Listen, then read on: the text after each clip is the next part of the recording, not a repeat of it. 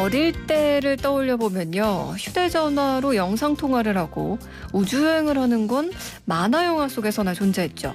앞으로 세상은 얼마나 더 변해가게 될까요? 건강하게 오래오래 살아야겠습니다. 상상이 현실로 이뤄지는 이 모든 걸 다 보려면 말이죠. 매주 화요일 우리가 놓치고 있었던 신비한 과학의 세계 YTN 사이언스 이동은 기자와 함께합니다. 과학을 품은 뉴스. 안녕하세요, 이동은 기자. 안녕하세요. 네, 정말 오랜만이에요. 그렇죠. 오랜만에 왔습니다. 무려 3주 만인데 네. 그동안 정말 바쁘셨다고. 뭐 어떻게 하다 보니까 네. 자꾸 이렇게 뉴스 시간과 저희 이 방송이 겹쳐가지고 네. 아쉽게도 이제 라디오를 못 오게 됐어요. 안타까웠습니다. 저희를 이제 멀리 거리 좀 두시려고 하는 건 아니고요. 설마요. 아니 그동안 또 빈자리를 이혜리 기자가 잘 채워주긴 네. 했지만 청취자분들께서 또 이동은 기자에 대한 궁금증도 질문도 네. 주시고 했었어요. 자, 그러면 오랜만에 오신 만큼 또 재미있는 이야기를 들고 오시지 않았을까라는 생각이 드는데 어떤 이야기 오늘 나눠볼까요? 네, 우선 이 화성 이야기를 좀 할까 하는데요. 네, 화성이요? 네, 화성으로 가는 탑승권 혹시 들어보신 적 있으세요? 아니 근데 화성은 우리 사람이 가본 적이 없는 행성이잖아요. 네, 맞아요. 근데 탑승권이라는 게 존재할까요?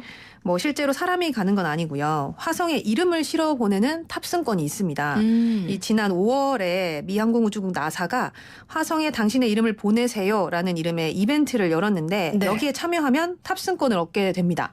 제가 또 참여를 한번 해봤어요. 그래서 오. 직접 탑승권을 받아와 봤는데 지금 저희 청취자분들 보여드리려고. 네, 보여드리려고 좀 네. 크게 뽑아오셨거든요. 한번 보일까요? 여기, 네. 보일까요? 들어봐 주시겠어요? 아마 자세히 네. 보시면 보일 거예요. 지금 제가 여기 화질을 좀 안 좋게 해놨는데 보일까요? 화질을 좋게 해놓으신 분들은 아마 보일 거예요. 옆에 뭔가요? 그게 이게 보이시나요? 이름이 중간에 있고요. 그렇죠. 옆에 보딩 뭐예요? 패스라고 써져 있고요. 네. 이 제 이름이 이렇게 큼지막하게 적혀 있습니다. 네. 그리고 자세히 보면 이 출발 예정일이 2020년 7월로 돼 있어요. 그리고 출발지가 미국 플로리다의 케이프 커네버럴 공군기지고 여기서 출발해서 화성의 예제로 크레이터까지 가는 티켓입니다. 이 크레이터가 우리가 아는 이 화성의 어떤 분화구처럼 생긴 구덩인데 네. 예제로라는 이름의 이 크레이터까지 가는 거예요. 이 비행 거리가 자세히 보면 여기 적혀 있는데요. 5억 킬로미터가 넘는다고 나와 있습니다. 네. 감도 안 오네요. 네. 5km. 아니 근데 직접 보니까 좀 그럴싸하기도 하고 신기하기도 한데 그러면 사람이 아니라 이 이름이 적힌 티켓이 어떻게 화성에 간다는 거죠? 이 실제로 여기 적혀 있는 것처럼 지금 2020년 7월에 케네디 우주센터에서 화성 탐사 로버가 발사될 예정입니다. 네. 근데 이 응모한 사람들의 이름을 아주 작은 첨단 실리콘 칩에 새겨가지고 이 로버에 실어서 보내는 거죠. 이 칩 크기가 하나의 뭐 거의 머리카락 1000분의 1 정도. 로 아주 작은 크기인데 네. 뭐 크기가 작아서 사실 보이지도 않겠지만 그래도 네. 이 내 이름이 로버에 실려서 화성에 간다는 거는 좀 그래도 의미가 있다 이렇게 볼 수 있겠죠. 그럼 이거는 엄청난 현미경으로 보면 내 이름이 있는지 없는지 로버가 싣고 다니는 걸 볼 수 네. 있지 않을까요? 그렇군요. 믿고 또 가야겠네요. 아니 흥미로운 이벤트인 만큼 지금 이동 기자도 이렇게 참여를 한 거잖아요. 다른 분들도 많이 참여를 했을 것 같은데 네. 실제로 이 탑승권을 받은 사람이 얼마나 되나요? 이게 뭐 제가 직접 해보기도 했지만 굉장히 신청이 간단하고 무료예요 또. 그래서 많은 분들이 참여를 했는데 이 나사가 미국 시각으로 지난 5월 22일에 이벤트를 시작을 해서 네. 어제까지죠. 9월 30일까지 탑승권을 발급을 했습니다. 근데 시작한 지 한 이틀 3일 만에 전 세계에서 한 300만 명이 이 탑승권을 신청을 했습니다. 이후로도 신청한 사람이 굉장히 많이 늘어났고요. 그래서 이 마감 직전에 한 9월 29일을 기준으로 보면 한 1000여만 명의 사람들이 화성에 이름을 보내겠다 해서 이 탑승권을 발급을 받았는데요. 네. 나라별로 보면 좀 흥미로워요. 이 터키 같은 경우가 가장 많이 참여를 한 걸로 나타났는데 250만 명이 넘는 터키 사람들이 이번에 이 이벤트에 참여를 했고요. 네. 두 번째로 많은 나라가 인도였습니다. 한 150만 명 정도 됐고 네. 그 다음으로 뭐 미국, 중국, 이란, 영국, 또 인도네시아도 있었고요. 네. 그리고 8위가 우리나라. 였습니다. 그래서 우리나라의 경우는 이스라엘 사람들과 아주 이 경합을 벌이면서 근소한 차이로 8위에 올랐다고 합니다. 아니 저도 알았으면은 했을 것 미리 같거든요. 알려드릴 걸 그랬나 봐요. 네. 그러면 이제 한국 사람들이 또 이런 이벤트 응모하는 걸 좋아하잖아요. 네, 맞아요. 1위 터키 250만 명 정도는 가뿐하게 칠 수 있지 않았을까. 뭐 이런 생각이 드는데 아마 이게 다른 데서도 비슷했을 것 같긴 한데 네. 터키 사람들이 이렇게 가장 많이 참여했다는 게 좀 놀랍긴 하거든요. 맞아요. 네. 왜냐하면 우주 탐사나 뭔가 그런 우주 관련 소식들에 있어서 좀 우리가 선진국이다, 좀 관심이 있다 하면 뭐 미국이나 중국, 그렇죠. 뭐 인도, 뭐 러시아 이 정도 떠올리잖아요.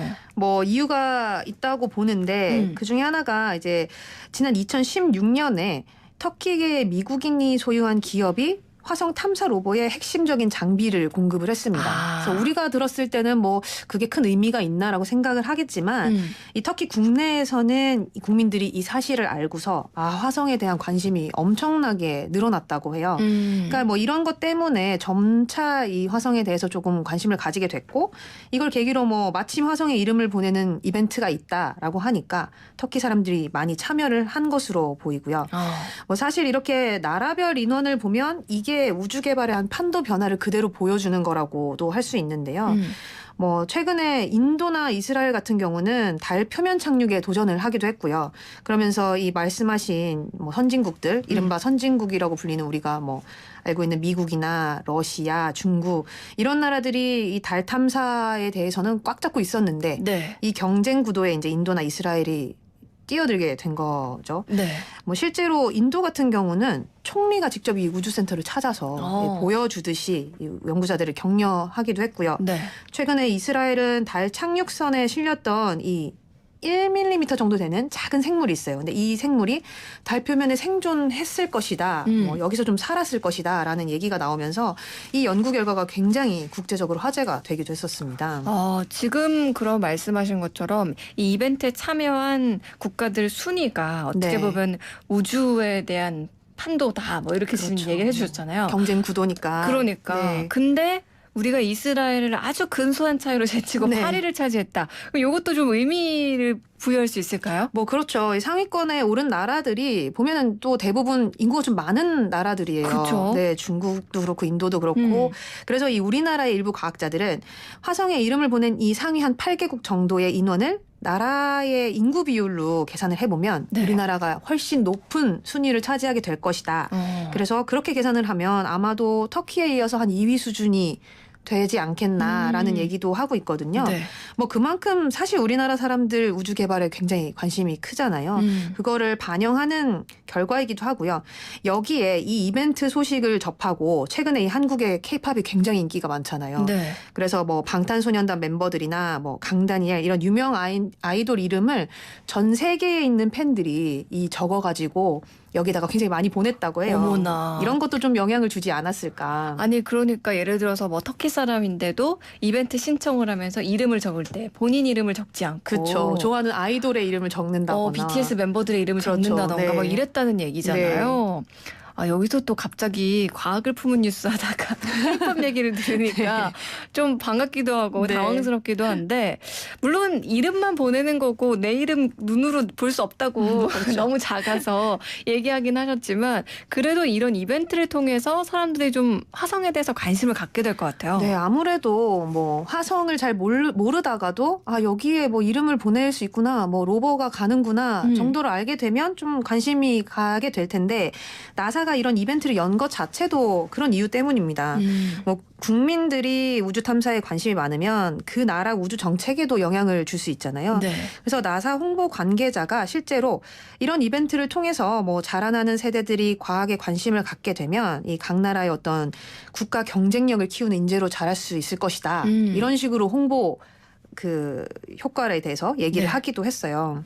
사실 정말 가볍게 생각할 수 있고 어떻게 보면 좀 허무맹랑한 이벤트다. 이렇게 생각할 수도 있지만 생각보다 파급 효과가 큰 것 같다는 생각도 들고 지금 저희만 해도 이 이야기를 하면서 화성이라는 곳이 어떤 곳일까. 맞아요. 진짜 언젠가는 갈 수 있을 맞게 될까? 뭐 이런 생각도 좀 들게 되잖아요. 네. 자, 효과가 있는 거죠. 그러니까요. 아니 지금 그리고 댓글창에 오토브레님은 듀에토 팬이신데 우리 듀에토도 보내줬어야 됐는데 미리 이미 말씀드렸어야 놓쳤다. 되는데. 뭐 이렇게 얘기는 아쉽네요. 다음엔 이런 이벤트 있으면 네. 미리미리 좀 알려주세요. 꼭 말씀드리겠습니다. 아시겠죠? 네. 자, 화성에 대한 또 흥미로운 우주 이야기 함께 해봤는데요. 다음엔 또 어떤 이야기들 해볼까요? 네, 내일이죠. 10월 2일이 노인의 날입니다.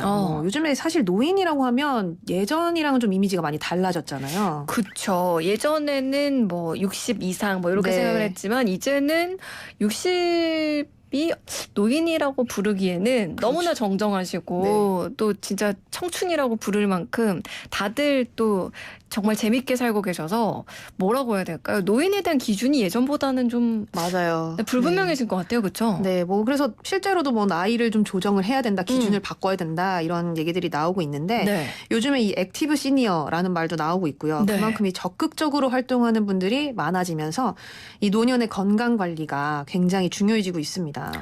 그렇죠. 근데 이 건강은 아무리 강조해도 지나치지 않는 건데 네. 특별한 뭐 좋은 방법이 있을까요? 뭐 그래서 일단은 노인의 날이고 하니까 전문가들이 강조하는 이 몇 가지 관리법을 말씀을 드리려고 하는데 많이들 알고 계실 거예요. 일단은 뭐 식사가 가장 중요하겠죠. 네.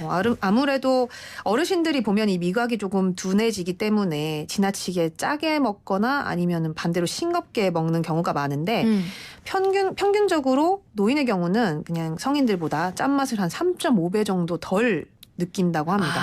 그만큼 이제 둔해진다는 건데 이 나트륨 섭취가 아주 몸에 안 좋다는 건 다들 아실 거고요. 뭐 비만을 일으키기도 하고요. 또 만성질환 관리에도 걸림돌이 되기 때문에 좀 주의를 하셔야 될 것 같아요. 그리고 생각해 보면은 이제 혼자 드시거나 그러다 보면 이제 이것저것 챙겨 먹고 하기 귀찮아서 밥과 국 혹은 그냥 밥에 반찬 한두 가지로 김치 하나 뭐 이렇게 해서 그렇게 때우시는 경우가 많은데 그러면 아무래도 종합적인 그런 영양 섭취보다는 나트륨 섭취가 많아질 수밖에 없을 것 같아요. 네, 그렇죠. 뭐 그렇게 간단하게 드시면 사실 탄수화물이랑 나트륨이 많이 들어간 이런 식단이 되니까 건강에는 안 좋을 수밖에 없을 건데요. 어르신들이 또 이 소화 기능이나 씹는 힘이 약해지면서 고기를 잘 안 먹게 됩니다. 그런데 이렇게 단백질 섭취가 좀 줄어들게 되면 노화에 따른 이 근손실을 대비하기가 어려워집니다. 그래서 고기를 좀 드시는 게 좋은데 좀 힘드시다 하면은 이 부드럽게 삶거나 쪄서 드시면 좋을 것 같고요. 네. 그래도 좀 부담스러우시면 이 고기 대신에 두부나 뭐 생선, 계란 이런 것들로 이 단백질 섭취를 항상 신경을 써주시는 게 좋을 것 같아요. 네. 첫 번째가 이렇게 먹는 것, 챙겨서 먹는 거고 그리고 아무래도 건강을 유지하려면 그리고 요즘에 왜 나이가 80세가 넘으셨는데도 이렇게 장장하게 잘 살고 있습니다. 라고 이렇게 TV에 나오시는 분들도 있잖아요. 그런 분들 보면 항상 또 빼놓을 수 없는 게 운동이더라고요. 네. 뭐 일단 나이가 들면 근육량도 줄어들고요. 또 이 근육 세포 하나하나가 내는 힘도 떨어지게 됩니다. 그래서 보통 환갑을 넘게 되면 근육량이 해마다 한 3% 정도 줄어든다고 하는데요. 네. 이렇게 되면 자연스럽게 기초 대사량이 떨어지게 되고요. 그러면은 살도 쉽게 찌고 일상생활에서도 빨리 작은 움직임에도 빨리 지치게 되는 거죠. 네. 그런데 이렇게 운동을 하면 아무래도 이 근력이 줄어드는 것을 조금 늦출 수가 있습니다. 뭐 젊었을 때처럼 근력이 많이 생기고 이런 것보다는 손실하는 걸 좀 막아줄 수 있다. 이런 말씀이신데 그럼 어르신들도 너무 격렬한 운동은 좀 그렇잖아요. 어떤 운동들이 좋을까요? 뭐 너무 무리하시면 안 되니까요. 우선은 이 낮은 강도의 근력 운동을 뭐 매일 1시간 안팎으로 꾸준히 해주시는 게 좋습니다. 이 꾸준히 해준다는 게 굉장히 중요한 것 같아요. 물론 뭐 그 젊은 분들도 마찬가지겠지만 그리고 이런 웨이트 트레이닝 같은 무리한 운동은 최대한 이제 줄이시고 근육을 고루 쓸 수 있는 운동 중에 뭐 춤이라던가 아니면 수중에서 할 수 있는 에어로빅 혹은 에어로빅 이런 아쿠아로빅이라고 아마 들어보셨을 거예요. 그리고 아니면 뭐 수영 이런 운동들도 도움이 된다고 합니다. 또 이 가장 쉽게 할 수 있는 건강에 좋은 운동 하면 이 걷기를 꼽을 수 있죠. 골밀도도 높일 수 있고요. 또 체중을 조절하는 데도 이 걷기가 굉장히 도움이 된다고 하니까요. 뭐 등산처럼 이렇게 좀 무리를 하시는 것보다는 그냥 경사보다 좀 평지를 힘차게 이렇게 걸으시는 운동을 하시면 좋을 것 같고 또 이 어르신들 이 운동을 위해서 뭐 계단을 올라가신다거나 이런 거 많이 하시는데 그러면 또 무릎 관절염을 악화할 수가 있어요. 그러니까 이런 부분도 좀 조심을 하셔야 될 것 같아요. 네, 걸으실 때는 평지를 걸으시는 게 좋다라는 거 참고해 주시고 앞서 말씀해 주신 춤이나 아쿠아로빅 같은 경우는 건강을 지키면서 뭔가 재미있게 좀 네. 흥미있게 할 수 있는 그런 운동일 것 같아요. 맞아요. 아무래도 말씀하신 것처럼 수시로 스스로 내 건강이 어떤지 체크하고 좀 네. 관리하는 게 중요하겠죠. 맞아요. 이 생활 습관을 이 뒤늦게 뭔가 바꾼다는 게 실제로 저희도 그렇지만 쉬운 일이 아니잖아요. 맞아요. 이 가까운 뭐 병원이라든가 전문가 찾아서 체계적인 어떤 건강 관리를 위한 조언을 좀 받으시는 것도 도움이 될 것 같아요. 그러면 네. 좀 더 건강하게 오래오래 이제 유지를 할 수 있겠죠. 네. 오늘 또 화성 이야기 그리고 노인의 날 맞아서 또 노인 건강 관리까지 함께 이야기해 봤는데요. 지금까지 우리가 놓치고 있었던 신비한 과학의 세계, 과학을 품은 뉴스 YTN 사이언스 이동원 기자와 함께했습니다. 오늘 말씀 고맙습니다. 네, 감사합니다. 노래 한 곡 더 띄워드릴게요. 소녀시대 화성인 바이러스.